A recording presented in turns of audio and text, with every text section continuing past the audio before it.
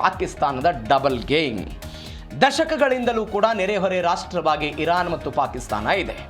Iran ಮತ್ತು ಪಾಕಿಸ್ತಾನ ಇದ್ದಾಗಲೂ ಕೂಡ ಈ ಯುದ್ಧ ಅಮೆರಿಕ ಮತ್ತು ಇರಾನ್ ನಡುವೆ ಶುರುವಾದಾಗ ನಾವು ಮಧ್ಯಸ್ಥಿಕೆ ವಹಿಸ್ತೀವಿ, ಸಂಧಾನ ಸೂತ್ರರಾಗಿ ಶಾಂತಿ ದೂತನಾಗಿ ಕೆಲಸ ಮಾಡ್ತೀವಿ ಎನ್ನುವಂಥ ಹೇಳಿಕೆಗಳನ್ನು ಕೊಟ್ಟಂತಹ ಪಾಕಿಸ್ತಾನ ಇದೀಗ ಇರಾನ್ ವಿರುದ್ಧ ಕಾರ್ಯಾಚರಣೆ ಮಾಡ್ತಿದೆಯಾ? ಇಂಥದ್ದೊಂದು ಪ್ರಶ್ನೆ ಬರ್ತಾ ಇದೆ. ಇದೀಗ ಮುನೀರ್ ಬಣ್ಣವನ್ನು ಇರಾನ್ ಬಯಲು ಮಾಡಿದೆ. ಮುನೀರ್ ಎನ್ನುವಂತಹ ಈ ವ್ಯಕ್ತಿ ಏನಿದ್ದಾನೆ ಪಾಕಿಸ್ತಾನದ ಸೇನಾ ಮುಖ್ಯಸ್ಥ. ಈ ಸೇನಾ ಮುಖ್ಯಸ್ಥನ ಬಣ್ಣವನ್ನು ಅವರು ಬಯಲು ಮಾಡಿದ್ದಾರೆ. ಸಂಧಾನದ ಹೆಸರಿನಲ್ಲಿ ಈ ವ್ಯಕ್ತಿ ಡಬಲ್ ಗೇಮ್ ಆಡ್ತಿದ್ದಾನೆ ಅಂತ. ಅಮೆರಿಕದ ಅಧ್ಯಕ್ಷ ಡೊನಾಲ್ಡ್ ಟ್ರಂಪ್ ಮುನೀರವನ್ನು ಹಾಡಿ ಹೊಗಳಿ ಅವರಿಗೆ ಆದರ ಆತಿಥ್ಯವನ್ನು ಕೊಟ್ಟು ಎಲ್ಲವನ್ನು ಮಾಡಿದ ನಂತರವೂ ಕೂಡ ಅವರ ಪರವಾಗಿ ಕೆಲಸ ಮಾಡ್ತಿದ್ದಾರೆ ಅಂತ ಕೆಲವೊಂದಿಷ್ಟು ಜನ ಇರಾನ್ನ ಕೆಲ ವ್ಯಕ್ತಿಗಳು, ಪ್ರಮುಖ ವ್ಯಕ್ತಿಗಳು ಈ ವಿಚಾರಕ್ಕೆ ಸಂಬಂಧಪಟ್ಟಂತೆ ಹೇಳಿಕೆಗಳನ್ನು ಕೊಟ್ಟಿದ್ದಾರೆ. ಇರಾನ್ನ ಸಾರ್ವಜನಿಕ ಮಾಧ್ಯಮ ಹೇಳ್ತಾ ಇದೆ, ಪಾಕಿಸ್ತಾನ ಸಾರ್ವಜನಿಕವಾಗಿ ಮಧ್ಯಸ್ಥಿಕೆಯ ನಾಟಕವನ್ನು ಆಡಿ ತೆರೆಮರೆಯಲ್ಲಿ ಅಮೆರಿಕದ ಮಿಲಿಟರಿ ಮತ್ತು ಗುಪ್ತಚರ ಇಲಾಖೆಯೊಂದಿಗೆ ನಿಕಟವಾಗಿ ಕೆಲಸ ಮಾಡ್ತಾ ಇದೆ ಅಂತ ಇರಾನ್ನ ಸಾರ್ವಜನಿಕ ಮಾಧ್ಯಮ ಹೇಳಿದೆ. ಇದರ ಜೊತೆಗೆ ವಿದೇಶಾಂಗ ಸಚಿವಾಲಯದ ವಕ್ತಾರ ಹೇಳ್ತಾರೆ, ಇಸ್ಮಾಯಿಲ್ ಬಘೈ ಅಂತ, ಇವರು ಅತಿಯಾದ ಬೇಡಿಕೆಯನ್ನು ಹೇರಬಾರದು, ಪಾಕಿಸ್ತಾನ ನಿಷ್ಠೆಯಿಂದ ವರ್ತಿಸಬೇಕು, ಒಬ್ಬರಿಗೆ ಜೋತು ಬೀಳುವುದಕ್ಕಿಂತ ಮಧ್ಯಸ್ಥಿಕೆಯನ್ನು ವಹಿಸಿ ನಿಷ್ಠೆಯಿಂದ ವರ್ತಿಸಬೇಕು ಅನ್ನುವಂಥ ಹೇಳಿಕೆಯನ್ನು ಇದೀಗ ಇರಾನ್ ಕಡೆಯಿಂದ ಬರ್ತಾ ಇರೋದು. ಇದರ ಜೊತೆಗೆ ಇದೇ ಮೊದಲ ಬಾರಿಗೆ ಪಾಕಿಸ್ತಾನ ಸೇನಾ ಮುಖ್ಯಸ್ಥ ಅಸಿಮ್ ಮುನೀರನ್ನು ಗುರಿಯಾಗಿಸಿಕೊಂಡು ಇರಾನ್ ಇಂಥದ್ದೊಂದು ಟೀಕೆ ಮಾಡಿದೆ. ಯಾಕಂದರೆ ಇರಾನ್ನ ಹಿರಿಯ ಅಧಿಕಾರಿಗಳ ಜೊತೆಗೆ ಈ ಹಿಂದೆ ಇದೇ ಮುನೀರ್ ಪಾಕಿಸ್ತಾನದ ಈ ಗುಪ್ತಚರ ಇಲಾಖೆ ಮುಖ್ಯಸ್ಥನಾಗಿದ್ದಾಗ ಸಂಬಂಧವನ್ನು ಹೊಂದಿದ್ರು ಅನ್ನುವಂಥ ಡೀಟೇಲ್ಸ್ಗಳು ಕಳೆದ 2-3 ದಿನಗಳಿಂದ ಬಂದಿತ್ತು. ಇದೇ ಕಾರಣಕ್ಕಾಗಿ ಅಮೆರಿಕ ಮುನೀರ್ ಮೇಲೆ ಕಣ್ಣಿಟ್ಟಿದೆ ಅಂತ ಇದೀಗ ಇರಾನ್ ಮುನೀರ್ ಮೇಲೆ ಕಣ್ಣಿಟ್ಟಿರು. ಇದರ ಜೊತೆಗೆ ಪಾಕ್ ಮೇಲೆ ಆರೋಪಕ್ಕೆ ಕಾರಣ ಏನು, ಯಾವ್ಯಾವ ಕಾರಣಗಳಿಗಾಗಿ ಇಂಥದ್ದೊಂದು ಆರೋಪವನ್ನು ಇಟ್ಟಿದ್ದಾರೆ? ಒಂದು, ಇರಾನ್ ಬೇಡಿಕೆ ಇಟ್ಟಿದ್ದಂಥ 10 ಅಂಶಗಳನ್ನು ಅದಲು ಬದಲು ಮಾಡಿದ್ದಾರೆ ಎನ್ನುವಂಥ ಆರೋಪ ಇದೆ. ಇರಾನ್ ಅಮೆರಿಕಕ್ಕೆ ಕೆಲವೊಂದಿಷ್ಟು ಬೇಡಿಕೆಗಳನ್ನು ಇಟ್ಟಿತ್ತು. ಈ ವಿಚಾರದಲ್ಲಿ ನಮಗೆ ಪರಿಹಾರ ಕೊಡಬೇಕು, ಅದಾದ ನಂತರ ಯುರೇನಿಯಂ ವಿಚಾರದಲ್ಲಿ ಸಡಿಲ ಆಗಬೇಕು, ಪರಮಾಣು ವಿಚಾರಕ್ಕೆ ನಮ್ಮ ಪಾಡಿ ಕೈ ಬಿಡಬೇಕು, ಬೇರೆ ಬೇರೆ ಬೇಡಿಕೆಗಳೆಲ್ಲ ಇತ್ತಲ್ಲ, ಅದಲು ಬದಲು ಮಾಡಿಬಿಟ್ಟಿದ್ದಾರೆ ಅಂತ. ಅಮೆರಿಕದ 15-16 ಬೇಡಿಕೆಗಳನ್ನು ಇಟ್ಟಿತ್ತು, ಅವುಗಳನ್ನು ಬದಲಾವಣೆ ಮಾಡಿದ್ದಾರೆ. ತಮ್ಮ ಮೇಲೆ ಒತ್ತಡ ಹೇರೋದಕ್ಕೆ ಪಾಕ್ ಪ್ರಯತ್ನ ಪಡ್ತಿದೆ ಅಂತ ಇರಾನ್ ಹೇಳ್ತಾ ಇದೆ.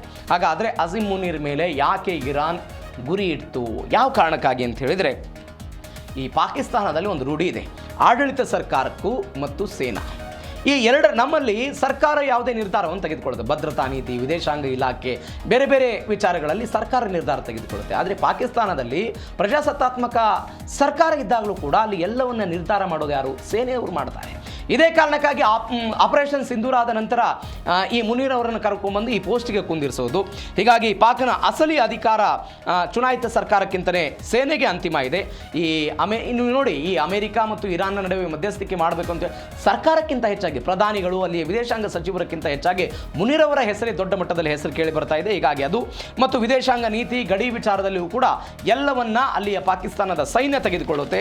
ಹೀಗಾಗಿ ಆತನನ್ನು ಟಾರ್ಗೆಟ್ ಮಾಡಿದ್ದಾರೆ ಅಂತ. ಹಾಗಾದರೆ ಈ ಡಬಲ್ ಗೇಮ್ ಹೇಗೆ ಬಯಲಾಯಿತು? ಪಾಕಿಸ್ತಾನದ ಡಬಲ್ ಗೇಮ್ ಬಯಲಾಗಿದ್ದು ಹೆಂಗೆ? ಇದನ್ನು ನಾವು ನೋಡ್ತಾ ಹೋಗೋದಾದರೆ, ಅಮೆರಿಕದ ತಾಳಕ್ಕೆ ತಕ್ಕಂತೆ ಈ ಪಾಕ್ ಕುಣಿತಾ ಇರೋದನ್ನು ನಾವು ನೋಡ್ತಾ ಇದ್ದೀವಿ. ಅಸಲಿ ಕಹಾನಿ ಆ ಮುಖಾಂತರ ಬಯಲಾಗಿದೆ. ಟ್ರಂಪ್ ಕುಟುಂಬದಿಂದ ದೊಡ್ಡ ಮಟ್ಟದ ಹೂಡಿಕೆ ಆಗಿದಂತೆ ಶಾಂತಿ ದೂತ ಪಟ್ಟದ ಹಿಂದಿರುವಂಥ ಮರ್ಮ ಏನು ಅಂತ ಹೇಳಿದರೆ, ಒಂದು ಹೂಡಿಕೆ ಆಗಿದೆ ಅಂತ. ಏನೇನು ಹೂಡಿಕೆ ಆಗಿದೆ? ಟ್ರಂಪ್ ಕುಟುಂಬ ಮತ್ತು ಕ್ರಿಪ್ಟೋ ಕರೆನ್ಸಿ ಒಪ್ಪಂದ ಆಗಿದೆ ಅಂತೆ ಪಾಕಿಸ್ತಾನದಲ್ಲಿ. ವರ್ಲ್ಡ್ ಲಿಬರ್ಟಿ ಫೈನಾನ್ಸಿಯಲ್ ಎನ್ನುವಂಥ ಒಂದು ಟ್ರಂಪ್ ಅವರ ಸ್ವಂತ ಕಂಪನಿ ಇದು ಪಾಕಿಸ್ತಾನದ ದಕ್ಷಿಣ ಏಷ್ಯಾದಲ್ಲಿ ಕ್ರಿಪ್ಟೋ ಹಬ್ ಮಾಡೋದಕ್ಕೆ ಅವರು ದೊಡ್ಡ ಮಟ್ಟದಲ್ಲಿ ಹಣವನ್ನು ಹೂಡಿಕೆ ಮಾಡಿದ್ದಾರೆ. ಮತ್ತೊಂದು USD1 ಅಂತ ಸ್ಟೇಬಲ್ ಕಾಯಿನ್, ಇದು ಗಡಿಯಾಚೆಗಿನ ಒಪ್ಪಂದಗಳಿಗೆ ಹಣವನ್ನು ಪಾವತಿ ಮಾಡಬೇಕು ಅಂತ ಹೇಳಿದರೆ ಈ ಕರೆನ್ಸಿಯನ್ನು ಬಳಕೆ ಮಾಡೋದಕ್ಕೆ ಪಾಕಿಸ್ತಾನದ ಸೆಂಟ್ರಲ್ ಬ್ಯಾಂಕ್ನೊಂದಿಗೆ ಇವರು ಟ್ರಂಪ್ ಕುಟುಂಬ ಮತ್ತು ಪಾಕಿಸ್ತಾನ ನಡುವೆ ಒಂದು ಒಪ್ಪಂದ ಆಗಿದೆ ಅಂತೆ. ಆ ಕಾರಣಕ್ಕಾಗಿಯೂ ಕೂಡ ಇದೇ ಪಾಕಿಸ್ತಾನ ಟ್ರಂಪ್ ಅವರ ಅಣತಿಯಂತೆ ಕುಣಿತಾ ಇದೆ ಅಂತ ಇರಾನ್ ಹೇಳ್ತಾ ಇರೋದು. ಇದರ ಜೊತೆಗೆ ಒಂದು ಐತಿಹಾಸಿಕ ಹೋಟೆಲ್ ಇದೆ ಪಾಕಿಸ್ತಾನದಲ್ಲಿ, ರೂಸ್ವೆಲ್ಟ್ ಹೋಟೆಲ್ ಅಂತ. ಇದನ್ನು ಮರು ಸ್ಥಾಪನೆ ಮಾಡೋದಕ್ಕೆ ಸರಿಸುಮಾರು $1 ಬಿಲಿಯನ್ ವ್ಯಯ ಆಗುತ್ತಂತೆ. ಅದನ್ನು ನಾನು ಕೊಡ್ತೀನಿ ಅಂತ ಡೊನಾಲ್ಡ್ ಟ್ರಂಪ್ ಹೇಳಿದ್ದಾರೆ. ಈ ಎಲ್ಲ ಆರ್ಥಿಕ ಸಹಾಯಗಳ ಕಾರಣಕ್ಕಾಗಿ ಇದೇ ಮುನೀರ್ ಆಗಿರ್ಬೋದು, ಪಾಕಿಸ್ತಾನದ ಶಹಬಾಜ್ ಶರೀಫ್ ಟ್ರಂಪ್ ಅವರ ಅಣತಿಯಂತೆ ಕುಣಿತಾ ಇದ್ದಾರೆ. ಹೀಗಾಗಿ ಇರಾನ್ ವಿರುದ್ಧ ಇವರು ಕೆಲಸ ಮಾಡ್ತಿದ್ದಾರೆ ಅಂತ ಇರಾನ್ ಆರೋಪ ಮಾಡ್ತಾ ಇರೋದು. ಹಾಗಾದರೆ ಖಮೇನಿ ಹತ್ಯೆ ಮಾಸ್ಟರ್ ಮೈಂಡ್ ಕೊಲೆ ಆಯ್ತಾ ಅಂತ. ಫೆಬ್ರವರಿ 28ನೇ ತಾರೀಕಿಗೆ ಅಯತುಲ್ಲಾ ಅಲಿ ಖಮೇನಿ ಇಸ್ರೇಲ್ನ ಮೊಸಾದ್ ಮತ್ತು ಅಮೆರಿಕದ ಗುಪ್ತಚರ ದಳದ ಕಾರ್ಯಾಚರಣೆಯ ಸಮಯದಲ್ಲಿ ಮೃತಪಟ್ಟಿದ್ರು. ಆ ವ್ಯಕ್ತಿ ಮೃತಪಟ್ಟ ನಂತರ ನಾವು ಪ್ರತೀಕಾರವನ್ನು ತೀರಿಸಿಕೊಳ್ತೀವಿ ಅನ್ನೋ ಕಾರಣಕ್ಕಾಗಿಯೇ ಇಸ್ರೇಲ್ ಮೇಲೆ ಇದೇ ಇರಾನ್ನವರು ದಾಳಿ ಮಾಡಿದ್ರು. ಇದೀಗ ಆ ವ್ಯಕ್ತಿ ಮಿಸ್ಟರ್ ಎಂ ಅಂತ ಹೇಳ್ತಿದ್ದಾರೆ. ಆಪರೇಷನ್ ರೋರಿಂಗ್ ಲಯನ್ ಈ ಕಾರ್ಯಾಚರಣೆಯಲ್ಲಿ ಮೊಸಾದ್ ಅಂದರೆ ಇಸ್ರೇಲ್ನ ಮೊಸಾದ್ ಏಜೆಂಟ್ ಹತ್ಯೆ ಆಗಿದೆ ಅಂತ ಹೇಳಲಾಗ್ತಿದೆ. ಈ ಹತ್ಯೆಯನ್ನು ಇರಾನ್ ಮಾಡಿದೆ ಅಂತ ಹೇಳಲಾಗ್ತಾ ಇದೆ. ಇದರ ಜೊತೆಗೆ ಮೊಸಾದ್ನ ಮುಖ್ಯಸ್ಥ ಡೇವಿಡ್ ಬಾರ್ನಿಯಾ ಈ ಬಗ್ಗೆ ಒಂದು ಮಾಹಿತಿಯನ್ನು ಕೊಟ್ಟಿದ್ದಾರೆ. ಆ ಮುಖಾಂತರ ತನ್ನ ನಾಯಕನ ಸಾವಿಗೆ ಕಾರಣ ಆಗಿದ್ದಂಥ ವ್ಯಕ್ತಿಯನ್ನು ನಾವು ಹೊಡೆದು ಉಳಿಸಿದ್ದೀವಿ ಅಂತ ಇರಾನ್ ಇದೀಗ ಹೇಳ್ತಾ ಇರೋದು. ಅದನ್ನು ಇಸ್ರೇಲ್ ಅವರು ಕೂಡ ಕನ್ಫರ್ಮ್ ಮಾಡ್ತಿದ್ದಾರೆ.